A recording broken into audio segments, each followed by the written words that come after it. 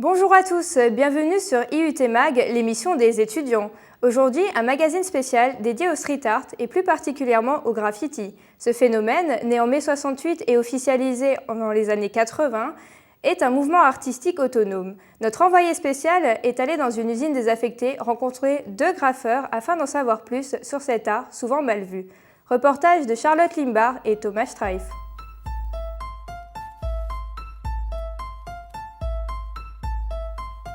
Une usine à Fessenheim, village proche de l'Allemagne, s'est vue fermer ses portes il y a maintenant 12 ans, pour le plus grand bonheur des graffeurs. Cohabitant avec les joueurs d'airsoft, les graffeurs n'épargnent aucun mur. Ce gigantesque terrain de jeu se voit accueillir un grand panel de styles. En effet, différents groupes se succèdent et se livrent à une concurrence créant des rivalités.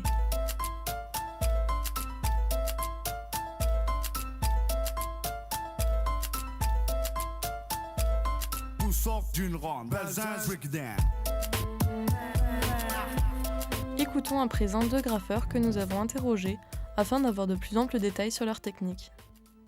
Nous sommes ici à Fessenheim où nous sommes avec Smurfs et Witch qui sont en train de nous faire à chacun un graffiti. Nous allons leur poser quelques questions afin de savoir comment ils s'y prennent pour faire leurs œuvres. Nous allons parler d'abord avec Witch qui nous a fait quelque chose de très, très artistique à base de roses et de cœurs. Donc bonjour d'abord. Bonjour. Donc j'aimerais savoir comment vous y prenez. Est-ce que vous avez des croquis? Est-ce que vous préparez tout votre travail ou vous faites ça avec toute votre tête? Ça dépend, je vais dire que la plupart du temps, moi personnellement, je prépare un croquis à l'avance et souvent on se retrouve au fur et à mesure à improviser un petit peu devant le mur pour s'adapter à la surface et à la taille qu'on a à disposition. D'accord. Et je voulais aussi savoir les couleurs. C'est parce que vous aimez le rose ou vous dites cette fois j'ai envie d'un peu de rose Est-ce qu'il y a une symbolique par rapport à ces couleurs? Je dirais que non, c'est selon les envies du moment plutôt. D'accord. Que je choisis pour que ça aille ensemble, pour que ça forme un tout, quelque chose de cohérent. D'accord, merci. Et je voulais savoir aussi, là on voit qu'il ne fait pas très beau. Est-ce que vous faites ça par tous les temps? Moi personnellement je le fais par tous les temps, donc qu'il neige ou qu'il pleuve, moi je continuerai toujours à peindre. D'accord, donc c'est une vraie passion ce que vous vivez là. Pardon. Oui, c'est une réelle passion et j'y investis tout mon temps libre personnellement. D'accord. Et vous faites ça seul ou tout le temps en bande avec des amis ou d'autres graffeurs? Je dirais que si les autres ont le temps, on fait ça à plusieurs, sinon je pars seul. D'accord, merci. Nous allons maintenant rejoindre Smurfs qui est en train de finir son graphe. Donc bonjour Smurfs, on aimerait savoir, pareil, les mêmes questions, comment vous préparez votre travail? Oui. Donc est-ce que vous préparez d'abord un croquis ou est-ce que vous aussi vous faites ça à l'imagination, l'improvisation? Donc généralement, moi je prépare aussi un petit croquis. Malheureusement aujourd'hui j'ai pas eu le temps de préparer de croquis, donc comme dit on a un petit peu improvisé. Donc voilà quoi, donc c'est un petit peu au feeling suivant l'envie et l'humeur, je dirais aussi, voilà. D'accord, merci. Pour vous les couleurs aussi, c'est par rapport à votre envie du moment? Oui, c'est ça exactement. Donc je suis venu ici, j'avais pas d'idée au niveau de la colo et voilà, c'est fait sur le tas, quelque chose d'assez basique pour aujourd'hui. D'accord. Et je voulais savoir aussi pour l'expérience, c'est quelque chose qui met très longtemps à venir ou? Écoutez, moi je peux vous en parler parce que je suis débutant. Donc c'est un ami qui m'a initié il y a environ 2-3 mois. Donc c'est comme ça que j'ai commencé. Avec deux amis et voilà, et puis ça donne envie de toujours continuer, d'essayer de faire mieux, d'aller plus loin et donc voilà, je débute et c'est super enrichissant en tout cas, voilà.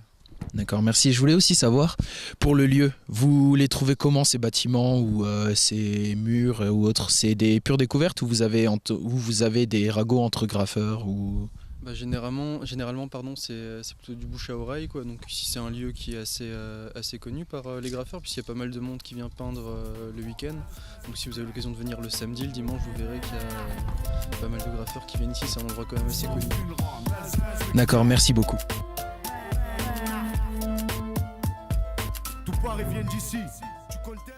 Avec nous sur ce plateau aujourd'hui, Stéphane Coronne, graffeur confirmé. Bonjour Stéphane. Bonjour. Donc, comment vous est venue cette passion et depuis quand graffez-vous? En fait, Genre au collège, ça a commencé, dans les cahiers, un petit peu sur les tables. Et après, ben, à chaque fois que je montais sur Strasbourg, à l'entrée de Strasbourg, il y a, avant la gare, il y a tout plein de graffitis. Et quand j'étais petit, j'étais scotché à la vitre du train. Waouh. D'accord. Et je me disais, ouais, plus tard, je ferais ça Vous aussi, ferez quoi. pareil. Et donc, D'accord. voilà. Et après, j'ai jamais lâché l'affaire. Au fur et à mesure, j'ai évolué, et voilà. Et est-ce qu'il y a un but particulier? Pourquoi vous faites ça? Et surtout, pourquoi votre nom? Ben, le nom, je l'ai choisi par rapport à Stéphane, c'est un rapport avec couronne. Quand on fait des recherches sur le sens du nom, quoi, et, enfin du prénom. Et à part ça, pourquoi on fait ça? Ben, pourquoi les gens y chassent, pourquoi les gens y pêchent, pourquoi ils jouent C'est au une foot. passion, alors. Ouais, voilà. D'accord. Et est-ce que c'est toujours dans la légalité? Toujours, en ce moment pour moi, oui. D'accord. Maintenant après, ouais, chacun a son truc. Il y a des gens, ils font que des trains, il y a des gens, ils font... En fait, chacun fait ce qu'il veut, quoi. C'est comme tu peux jouer au football en club, comme tu peux jouer Oui. juste avec tes amis pour t'amuser, quoi. Et est-ce qu'il y a des règles propres au street art ou des choses qu'on n'a pas le droit de faire, comme par exemple repasser sur une pièce de quelqu'un d'autre ou ce genre de choses? Ben, il y a, on va dire, il y a ce genre de règles, mais après, comme dit, chacun est indépendant. Enfin, Est-ce chacun fait ce qu'il veut, mais à la base, oui, il y a ce genre de qu'il y a règles. des règles et vous êtes des groupes précis ou vous taguez à plusieurs ou... Ouais, il y a des groupes qui se forment, il y en a... Après, parfois, il y a aussi les gendarmes qui, qui font que des groupes disparaissent. D'accord. Merci Stéphane pour toutes ces précisions et nous nous retrouvons donc demain. À bientôt. D'une ronde, Belzins, break it down.